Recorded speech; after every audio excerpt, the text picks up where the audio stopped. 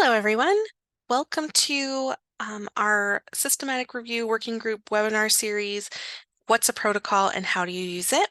My name is Holly Hudson. I am an assistant professor and regional health sciences librarian, and I am stationed at our Rockford campus. Um, we are going to go through our presentation today. Around protocols used and how they are used in evidence synthesis projects. I have quite a bit of experience with this. I've been part of the systematic review working group for about a year and a half now, and I really enjoy being able to build relationships with the researchers and the students and all the people who come alongside these projects to help get them through to the finish line. A note about today's webinar, this is a re-recording of a session that was given on Tuesday, February 13th, 2024. Unfortunately, Zoom has ended up creating a mystery for us, and we can't find that recording. So I am re-recording the lecture so that we have some audio and explanation to go along with the slides. So if you happen to be rewatching this lecture and you were in that class on that date, the lecture will look slightly different just because we are re-recording it for posterity today. So moving forward on to housekeeping, I don't have anyone monitoring Zoom today because it is only me. But if you do have questions about this lecture after you are done viewing it, please feel free to contact me through the ways that are listed at the end of the slides. And you can also feel free to contact the systematic review working group directly, and we will be happy to help you. Second thing of housekeeping, and this goes for every class I ever teach, whether in person, synchronous, asynchronous, however, this is always a judgment-free zone. Everyone is learning, everyone will be hopefully presented with new information that they didn't know before, and it's okay if you are not familiar with the topic or if you have done reviews or things without necessarily doing protocols before. That's perfectly okay. And then lastly, this presentation is recorded. So we will that should be how you're viewing this today, and we will just be carrying on from there. So today we do have some learning objectives that we are going to go through. First off, we plan to understand what a protocol actually is. I think a lot of times there's some confusion about what is a protocol or how do you create one. The next thing we're going to do is articulate ways that protocols can help knowledge synthesis projects succeed. You'll know where to find your templates for your protocols. You'll be familiar with the major steps in protocol creation and be able to create your own protocol, hopefully by the end. So what is a protocol? That's kind of when we start thinking about these projects and we start thinking about putting them together and someone asks, well, do we need to do a protocol? Well, I think people are kind of met with blank stares sometimes. And the protocol is really a story about the design and the approach that you are taking to an evidence synthesis project. And I say evidence synthesis project on purpose. I'll use it kind of interchangeably with knowledge synthesis project throughout this presentation. And I do that because protocols belong to many different types of reviews. You can do an umbrella review, a rapid review, a scoping review, a systematic review. All of them can have protocols, and protocols are applicable across a wide variety of reviews in the review family. So unless I mean scoping review or systematic review or whatever, I am going to use the terminology of evidence synthesis project or knowledge synthesis project. So back to what a protocol actually is. It's going to tell the story about your project. It's going to map your process from beginning to end, and you're going to document everything. You're going to document your methods, your search strategy, your study selection, your evidence, your evaluation decisions. How were you making decisions on what you're putting in and what you're pulling out, and your synthesis process.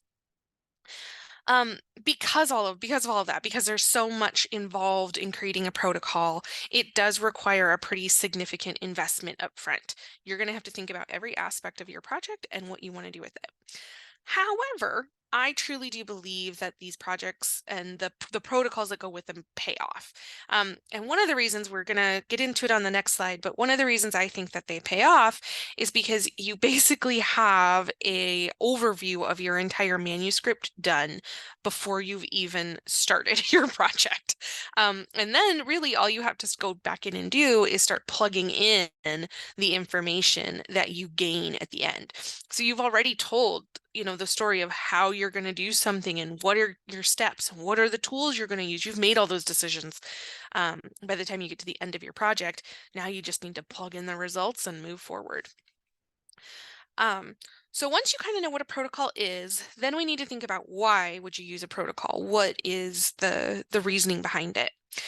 One of the big things that I think a protocol can really do is, and one of the reasons why people use them, is that protocols support transparent reviews. Protocols really help you combat bias. It provides accountability, and it allows others to see the planned methods. And, if things are different, if you do make changes, then you need to explain that in your paper. If you say you're going to search XYZ databases and then you search ZAB databases, you need to explain why that is different, what happened, and perhaps even file an amendment to your protocol. Same thing if you say, we're going to do a grade literature search, and then you do not do a grade literature search. That should be, there should be an explanation for it, as to why, and it needs to be better than, we got tired of this project and didn't want to do it anymore. That's not a good enough reason to not do something that you said you were going to do in your protocol. So it does provide a really great way to give transparency to what you're doing and ensure that there's some accountability there too. The second really good reason to create a protocol is it avoids duplication of effort. If you were in any of our systematic review working group courses or kind of classes that go in this session, I think there's been 2 or 3 that have happened thus far, or if you attend any of our other ones that are coming up, you should know that these projects take a lot of time, right? It is going to take anywhere from 9 months all the way maybe even up to 2 years, depending on your topic and how much you're pulling out and how long it takes you to write your manuscript, all of that stuff. It's going to take you a long time to do these projects, and you would hate for you to spend all this time and all this effort and work on it, and then someone else publishes a systematic review on your same topic or something like, very, very, very similar, like a month or 2 ahead of your planned publication for your project.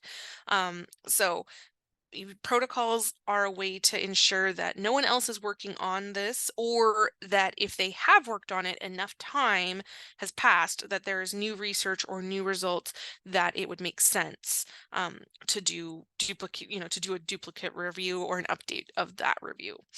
And this also, ensures that we use our research funds, the ever elusive research funds. We make sure we use them effectively and efficiently.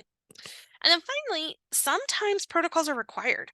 Not every journal requires a protocol with their systematic review submissions, but some do. And if you get to the end of your review, if you're to the data synthesis part, you're getting ready to submit your manuscript, and you go to your journal and see, oh, they want a Prospero like protocol number, and you don't have it, you can't just go and make one up. Like, you're gonna have to look at going to a different journal.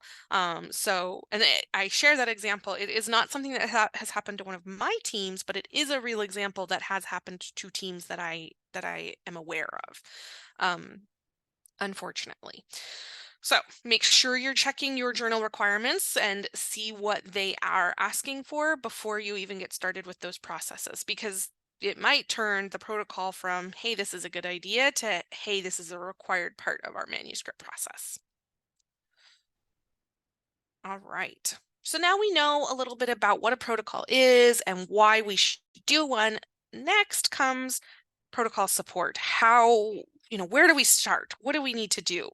And there's several different places that can help support you in creating a protocol for your evidence synthesis project.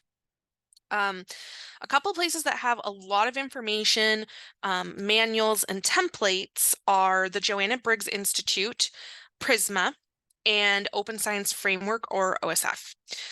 Joanna Briggs Institute, you are probably familiar with if you've ever done a scoping review. They are kind of the big name in scoping reviews, and they do have templates to help you set up a scoping review, as well as a whole manual that discusses every step in the scoping review process and what you would need to put in each place. Prisma should be a common name if you've even just read any sort of evidence synthesis review. Prisma has probably had a hand in it, or someone will talk about following Prisma guidelines in their review process. And Prisma is a really big, kind of the big name. For a long time, they used to only take systematic reviews. That was kind of their thing. But now they are able to, they've made some, I can't remember the way they discuss it, but they've basically made some revisions, extensions, that's what it is. They've made extensions to the systematic review framework that they have, and you can now find templates and instructions for scoping reviews, rapid reviews, umbrella reviews, lots of different types. And then Open Science Framework is another great one that provides templates for reviews and allows you to actually submit there. So now we know where to find stuff. Where do we go to register? You've created your review, you have your template, it looks beautiful. And there's a couple different places. So Prospero is the leading international body on reviews, and it's the review registry. If you are doing a systematic review, you can register with Prospero. They do not take all types of reviews, and they do not take scoping reviews. So if you're looking at a scoping review, Open Science Framework is going to be your best bet. Or OSF. They allow for a multitude of different types of reviews, and it's pretty easy to register with them. And then you also have the ability to register with JBI or with Cochrane. I have asterisks by both of those, however, because you do need to be associated with those groups in order to register your protocol. So it has to be like a Cochrane review or a JBI review. And if it's not, then you aren't able to register your protocol there. Working with those groups and figuring out what you need to do to have a Cochrane review or a JBI review is beyond the scope of our class today. However, I do have a reference slide that you all should have access to at the end of this presentation. I'm going to be sending the recording and the slides together. So you do have access to the websites for these JBI and Cochrane if you are interested in finding out more about them. All right, so I have a slide here for questions. This is a good place to pause and jot down anything that you are unclear about in the presentation thus far, because we are going to switch gears a little bit and start moving into protocol creation and what that would look like. So this is a good moment to pause the presentation if you need to, jot down your questions that if you want to email them to either myself or the systematic review working group. Now is the time. So like I said, we are going to go ahead and actually practice building a protocol. The tool that we're going to use today, a link to it is located on my reference slide at the end of the presentation. And it is through the Open Science Framework. It's a generic tool for assessing information for lots of different types of reviews. So I used it today on purpose because I wanted to talk about evidence synthesis projects and not just specifically scoping or systematic or whatever. And I wanted my tool to kind of reflect that broadly, that a protocol is for broad use across review types. You can go to, like I said, Prisma, JBI, even Open Science Framework. They have specific tools that fit specific review types. So you can get a scoping review protocol or a systematic review protocol. But today we're going to use the one from OSF that is a little more generic. If you would like to follow along with the rest of this presentation, feel free to pause here and grab the link from the slide at the end. If you don't want to do that, that's totally fine as well. It's not it's not required. If you are going to follow along using the tool, just know that I do not have every single bullet point on the tool on the slides. We would be here till next week if I had if I had recorded every single thing that was on those slides and talked to, excuse me, on the tool and talked about it in detail. So I've pulled the things that are the most relevant for the most review types.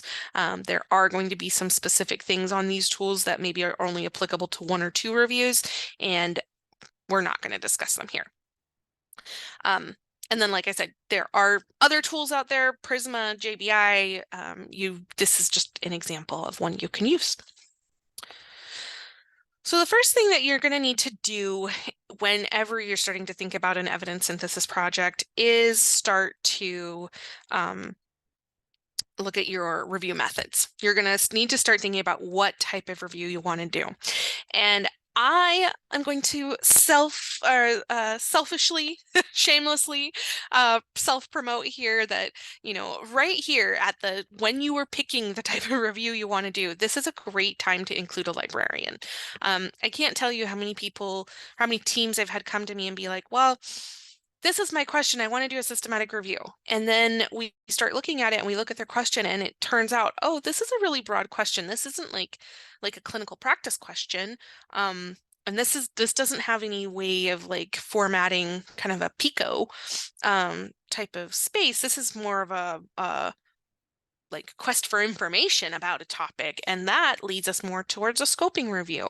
Or, they'll come in and say, well, I want to do a rapid review. And we say, okay, well, let's look and see what the parameters are for doing a rapid review. And then it's like, well, maybe this type would be better. So I think pulling in a librarian at this stage is fantastic. But you don't have to, you can always decide if you know what type of review you want to do, and your question supports it, you can, just go from there. The next thing you're going to do is look at review stages. They're kind of mapped out. You can kind of see in the little graphic I have here that says methods, search, strategy, screening, right? Those are the basic review stages. There are sometimes additional stages that you're going to find, like if you're looking at a systematic review, some systematic reviews will allow you to do something called a meta-analysis. You can only do meta-analysis in systematic reviews, and not all systematic reviews. You have to have very specific types of studies in your review in order to do a meta-analysis. And that would be a review stage if you're going to include a meta-analysis. And there's other ones that kind of explicitly apply to specific review types, and you would just need to include if there's something that you're going to be out of the ordinary there. The next thing that you want to explore and talk about in your protocol is the background. Why are you doing this? Why does it matter? What has led you to this point in the review, or to decide to do a review? What's some of the background that is prompting the need for the information that you're going to synthesize? And that nicely leads you into your research question. For something like a systematic review, it needs to be a very targeted, very narrow, and specified question with very tight parameters. If you're doing something like a scoping review, it can be a much broader question. And that's actually why there's a little asterisk there, is because some review types allow you to do a broader review. And that means you can have more than one research question. I had a team that was working on kind of how to do, they were broadly interested in how telehealth and telehealth appointments affect maternal and fetal morbidity in rural areas. That's a really broad question, right? That's a big ask of a question.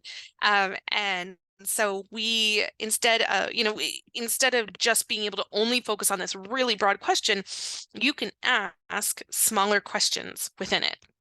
So, you might have something like, does having one type of provider versus a different type of provider, you know, change the outcomes? Do we see changes in outcomes if we have nurse practitioners available as opposed to, just regular doctors or midwives? If we use a certain type of equipment or we have a certain type of program, like have these changed the outcomes in significant ways? So you can ask much more narrowed and targeted research questions kind of underneath that broad umbrella question in a scoping review. Can't do that in a systematic review. That is not how it works. um, so once we kind of know what our research question or questions are, then if it's appropriate, we can discuss our hypothesis and whatever variables are coming into play. Again, how you answer these questions, or if you even answer them at all, is going to depend on your question and your review type. And then finally, we're going to get into logistics. So what are the logistics of your review? How are you going to handle conflicts of interest? Do you have any? What kind of funding do you have for this review? What software are you going to use to help support your review? Do you have anything where you're going to have overlapping authorships? And that can easily happen if you have someone on your team who is a well-known authority in the topic that you are looking to do the systematic review on. There's a good chance that person may have written some of the literature that should be in your review. How are you going to handle that? So those are all the types of logistical types of questions you're going to see and need to think about and answer in this section of the protocol. So moving on to search strategy. This is the point that if you haven't included a librarian, here is where you definitely want someone who understands searching in this way to be on your team. You're going to decide what databases you want to search on. You're going to decide which interfaces you want to search those databases through. PubMed is a good example of that, or it's technically Medline, and you access Medline through various different interfaces. Another good example of this is ProQuest. ProQuest is an interface that you can use to search a bunch of different journals. So you just need to decide, like, what are you searching and how are you accessing what you're searching? You can also, here you're also going to include if you're going to do a great literature search, and if you kind of know some of the places you're going to search, I would include that there too. You're going to include your exclusion and inclusion criteria. So how are you deciding what studies you're going to have be part of this, and how are you getting rid of them? Then if you have search validation, you're going to discuss that. How are you going to ensure that the search you're doing is getting all of the literature? You're going to discuss the author contact procedures. Who's going to be the contact author? What's their information? What happens if someone contacts them? All of that kind of stuff. And then you're just going to include, there's other, search strategy details that as necessary that you're going to include. It's little stuff, here and there that's like, oh, hey, I need to talk about this or think about this. And anything that's going to make your strategy different or stand out, you're going to want to include that. So once the search strategy has been discussed and decided upon, then you are going to go into screening. So the screening stages, are generally speaking, right? Your screening stages are going to be abstract, full text, extraction. You do want to include if you're going to have any artificial intelligence support here. For sure. This should be if you do this, it should be very well documented. All of the stages where AI supported you, what it did, what you require, what you asked it to do, what the results that it came back with were, any kind of new or controversial use of AI needs to be included in this section of the review and needs to be very, very transparent. Especially with how big, right? Things like ChatGPT and large language models and all of that have gotten, it's critical that that information is included here. The next thing you're going to do is look at your used exclusion criteria. And I have this asterisk here because this is going to kind of depend on where you're at in the review process, if you know what exclusion criteria has been used. So, if you've done the search and you already know that you didn't find any studies that were in a foreign language, right? Because sometimes I bring this up here because sometimes people don't do the protocol at the very, very beginning of their project. Sometimes they're part of the way through it before the protocol is either completely finished or published. And so if you know this, you can include it here. Then we're going to move into screener reliability.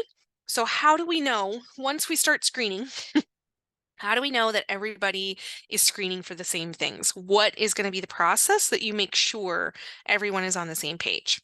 When we look at the screener reconciliation process, right? Even if you have, you've done your best and everybody is, you've got everybody on the same page and we're all pulling for the same information, there is going to be at times disagreement between screeners. They're not going to all say yes or no to something. So what's your process for that? How do you intend to handle that when it does come down to it and you need to make decisions? Who's deciding it? And is it going to be consensus? Is it going to be I'm the lead author and I'm making the final decision? That's up for you to decide. And then we're going to start getting into data management and sharing. So where is all the data going for this? Where are you going to store it? Who's going to have access to it? What's going to happen to it when you're done with it? We start thinking about these questions here. And honestly, data management and sharing goes through the rest of this protocol. It's part of each of the next steps. And it's because, this is the point where we start pulling results and we got to decide how we're handling all of the data we're going to have left. So now that we've gotten through screening and we're through, hopefully we're through our abstract review or through our full text review, and now we are ready to extract the information from all of the studies we're going to include. So you first need to decide, what are you extracting? What are you looking for?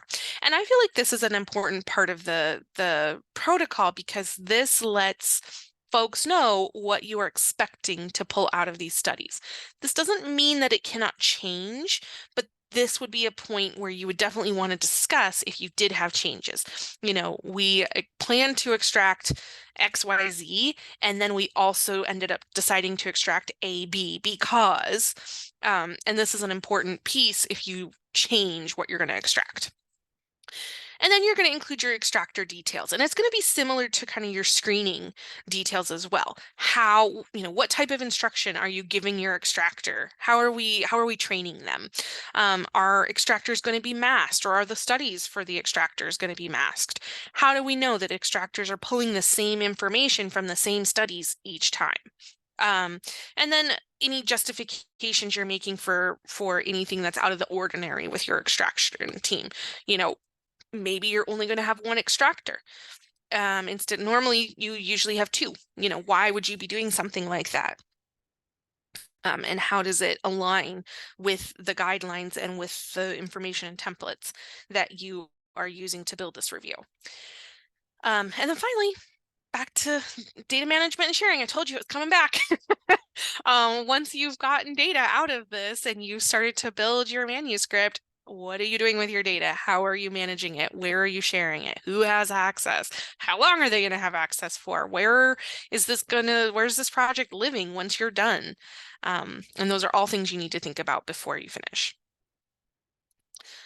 Finally, we have a protocol. We're going to do the synthesis and the quality analysis here. And again, portions of this are only applicable to certain types of reviews.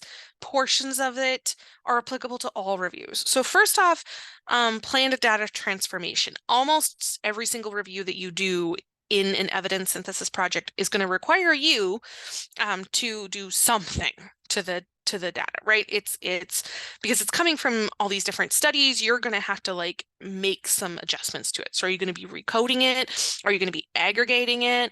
You know, how are you going to manipulate this data to get it to talk to you? How are you going to handle missing data, right? Especially certain types of reviews are going to be especially prone to this, that like some studies reported something and then other studies didn't report it. How do you handle that? What are you going to do if you have a study that, you know, reports an intervention and the next study that you've included doesn't report on the intervention or reports it in a totally different way? Then you're going to look at data validation and how do we kind of ensure our data or look at, you know, understanding that better. Then you're going to decide if you're doing quality assessment. Quality assessment is not a requirement in scoping reviews. So this is only something that you're going to do if your review type calls for it. It's one of the main differences. There's a couple big differences between scoping reviews and systematic reviews, but this is one of them. That quality assessment doesn't really happen in the scoping review. We are really there. We're really just looking for what exists. You know, is there a literature on this topic and where do you find it? In a systematic review, we are interested in those things, but we also are interested in what is the quality of the literature? Is it something that we can rely on? Can we depend on this to make clinical decisions? Or can we, you know, is the literature that out there not up to par and we really can't rely on it? So if you are going to do a quality assessment with your project, there are a lot of tools out there to help you make decisions around what the quality of studies look like, and I would highly recommend that you use them. Um, there's no reason to reinvent the wheel when you have lots of really high quality validated tools out there that can support your quality assessment. Cochrane's risk of bias tool. There's another tool called Grade. You've got options. So find a tool and decide, you know, make the decision of what one you're using before you get started with the project. Um, then we're going to go down to your synthesis plan. What are you doing? How are you synthesizing your data? This is the point where you would include if you're doing a meta-analysis of your data. Again, that can only be done in certain types of systematic reviews. Then we're going to look at those synthesis reliability measures, very similar to what we did with Screener and Extractor when we're, you know, training them on reliability and making sure that everybody's pulling in the right direction and the same direction. How are we doing that with our synthesis reliability measures as well? And then finally, we're going to be looking at publication bias and ensuring that we are not, you know, that's not happening in our review, or, you know, noting the risks or noting what concerns we might have about it before we even get started, so that we can be thinking about it and finding ways to mitigate it. And once you've finished this section, you are done. So this is another great place to kind of maybe pause the recording momentarily, think of the questions that you've got, and just kind of, you know, be aware that we're here to help. We do have this, like I said, references slide at the end. This does provide the websites and information for all of the different sites and tools that we talked about today, and gives you some support there. I do want to remind everyone that this is an ongoing series for this spring, and our next one is going to be coming up here on February 20th. So it's a Tuesday, again, from 1 to 2 p.m. Central Time. And the class is called Considerations for Systematic Review Project Documentation. It's going to be taught by Tina Griffin. She is fantastic. She has lots of systematic review knowledge, and she does an amazing job at keeping track of all of her documentation. So I know she's really looking forward to discussing it with all of you and making sure that you keep track of everything as best you can in your reviews. I also have my contact information here if you have questions about this webinar, feel free to contact me either through email or by phone. I've got the landing page for our spring webinar series. So if you're interested in some of the other ones, feel free to click on that and you'll be directed to the registration page. And then finally, there is an evaluation link in Qualtrics. If you are seeing this recording for the first time, I would greatly appreciate if you would not mind filling out that evaluation link for me. It's very short. It's only, 5 minutes or so of your time. I think it's like maybe even less. It's like 5 questions. It's super quick. So if you wouldn't mind, I'd really appreciate it. And just let me know if there was anything that you wanted to see in this presentation, if you still had questions about the presentation, or about protocols in general. I'd be happy to, improve this webinar in any way I can so that it serves everyone as best it possibly can. And then finally, last slide here, it just has our systematic review working group listserv email.